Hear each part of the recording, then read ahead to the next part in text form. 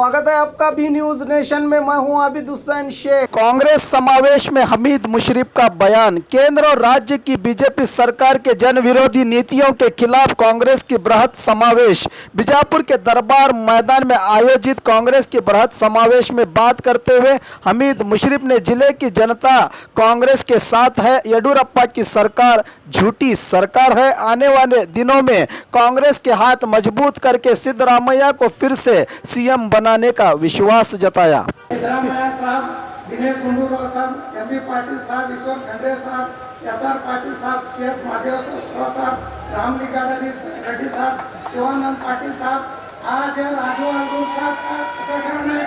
ये बीजापुर में ऐसा बीजापुर जिला पूरा कांग्रेस आटो को आटे लाना हमारे सिद्धरामैया पूरे हमारे माइनॉरिटी के हर एक जात के लीडर उनको लेकर पूरा कर्नाटक में मुख्यमंत्री नेक्स्ट बार आते हुए 6 महीने 8 महीने भारत में इलेक्शन में तो पूरे को पूरे मिला को उनको और एक बार सीएम बनाना।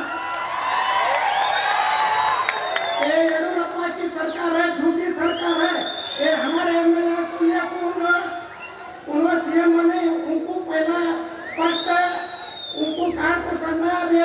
बाई इलेक्शन में 15 के 15 है तो पूरी सरकार करती है। हमारे सिद्धरामैया साहब पूरे को लेकर चलते हैं, पूरी काट को लेकर चलते हैं, महीना तक चलते हैं। हम को लेकर जय कर्नाटक जय।